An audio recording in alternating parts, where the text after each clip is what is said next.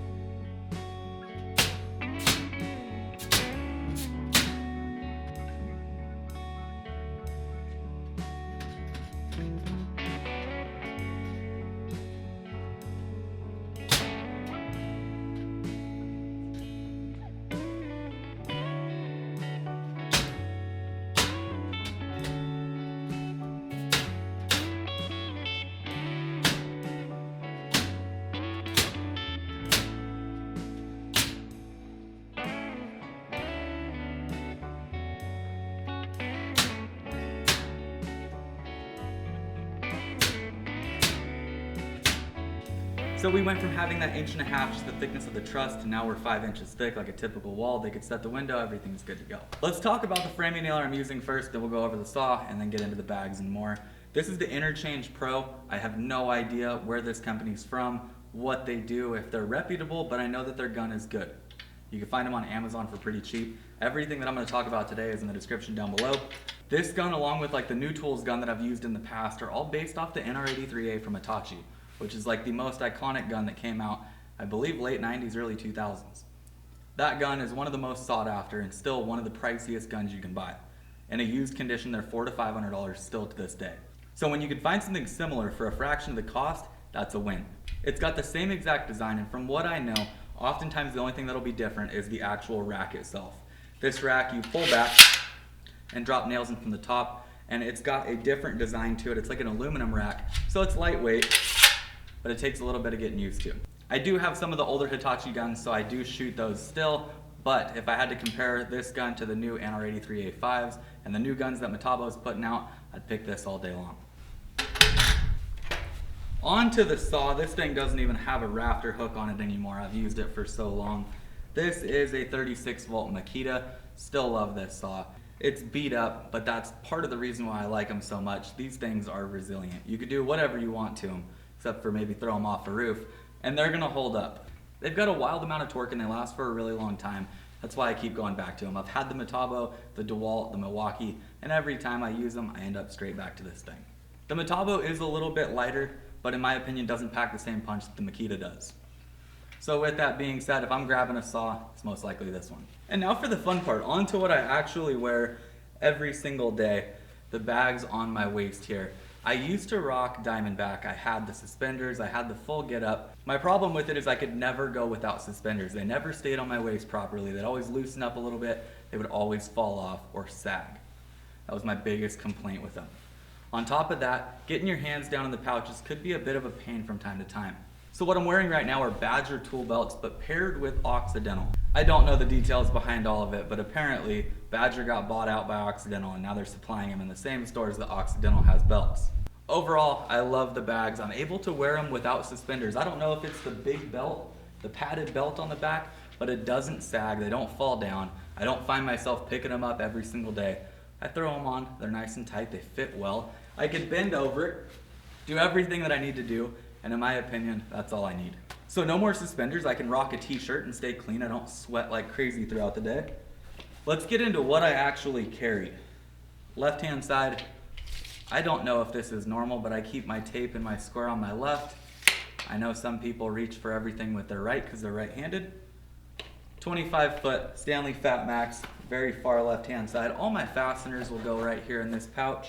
And then I've got my speed square up in the top. I've had this Husky, the foldable, and I use this thing so much. Probably a couple times a day, I bust this thing out and actually use the extendable part. I love it. It's durable. It hasn't gotten, some people were saying this gets loose. This is about a year in and it hasn't gotten loose one bit. I love this square. I've got a marker in the front pouch there. I find myself marking so much stuff with the big ink saw from Milwaukee. And then I normally have a second stair gauge there. It's on a speed square over on another project for marking out rafters. I'll probably lose it and have to buy another two, then I'll have an extra. But my stair gauges stay on the left-hand side there. The right side, I actually have a fairly decent amount of stuff. I had to buy a chalk box because I don't know where my other one went. But I use the cheap little DeWalt's from Home Depot. They work. I like them so much more. I had Tajima for a little while. I couldn't get past how thin the line was. It snapped on me like crazy. It felt like fishing line. So I've got the DeWalt chalk box, DeWalt 1.5" chisel.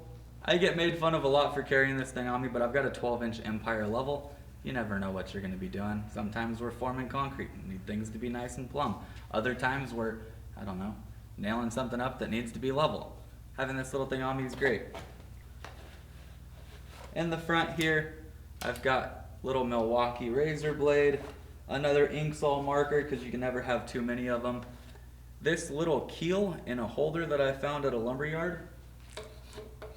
I love this thing. It's a crayon holder. I just buy little replacement crayons for it. This is great for marking layout. That goes in the front there, pencil up front. The hammer that I've been swinging is the Erner brand, and I have put this thing through the ringer. I love this hammer. Being a wood handle, I thought it would have broke by now, but it's a straight handle, I think 19 ounce. I could be wrong on that. But Ernie is a good friend of mine. He is the maker of this hammer. I got it from him a while ago and I've just been using it every day. Haven't decided to go back to anything. Swings good, it feels good in the hand. Hasn't broke yet and I pry on all sorts of stuff. And then in the back there, I have this nail puller that I'm still kind of iffy on. It's from Ernie as well. It acts as like a little hammer on the front. It's got a claw on the back here. You can pull nails in the center here. And then you've got a nail puller on the bottom here. So you can treat it just like a regular cat's paw and beat the thing up. But you've got 1, 2, 3, 4 on the face, 4 different ways to pull nails. It does get in the way a little bit. I keep it on the back side. And I notice that sometimes I'll crouch down and stick it into my leg. But I like the thing, so I rock it. And the last thing that I carry around on me is a construction calculator. Now, I used to carry a physical calculator. Problem is that sometimes it get a little dewy in the morning. Close to the ocean, we get that fog rolling in, and it soaks my calculator. I end up having problems. I was buying like 2 a year. So now I just have the Construction Master Pro app on my phone. I think I pay $4.99 a month for it. So it's like 50 bucks a year. It's cheaper than buying calculators. And I've got everything right here on my phone. I have my phone with me every day of the week, regardless of what I'm doing. So I've got a calculator with me at all times. That wraps me up. I used to carry a little scratch awl and I would use that to pin it down into the subfloor and use it to snap out lines. That hasn't been a big priority of mine recently. I don't have many projects that are multi-level and everything we build on is slab on grade. So lately it's just been about bare bones bag setup, keeping what I need and that's it in my tool belt. You see some people carrying 30 pounds of tools, that's great. If it works for you, it works for you. But to me, I want a nice, light, easy to carry belt that works for me. I've got everything in these bags. They don't weigh a whole heck of a lot. The material that they're built with is pretty nice. I've got a 6-inch square. I have a 12-inch square as well. If I'm laying out and I'm doing plating and detailing, I'll change out from a 25-foot tape to a 35. And then if I'm snapping, chalking lines, I'll pull out a 100-foot tape and throw it in here. But aside from that, this has been my bare bones setup for the last couple months. The biggest thing for me was being able to ditch the suspenders and just rock a belt. I haven't been able to in years. Finally found something that works the way that I want it to, and I'm pretty stoked on it. So that's a wrap. If I'm heading out to frame and it's just myself, maybe another helper, I've got that little Husky compressor. If I've got 4 or 5 guys, a bunch of guns running and a ton of hose, I will bring out the M-Glow. I've got a wheelbarrow, a gas one, along with the Makita. Those are what we're using for production framing. But if we're just doing some siding, maybe some pickup framing, that little Husky compressor is a bargain at Home Depot right now. And then when it comes to the gun, that Interchange Pro, love this gun. It's super smooth, shoots like the old guns, and that's the most important part to me. And then my Makita 36 volt, that saw goes with me everywhere. And personally, I don't think you can beat it. Along with that, that's everything that I carry in my bags. Let me know if you guys carry anything different or if there's something you think I should carry. This is what I use day in, day out to get the job done. So I appreciate you guys for watching. Hope you enjoyed looking into what I've got a little bit more. I'll see you guys next time. Bang on.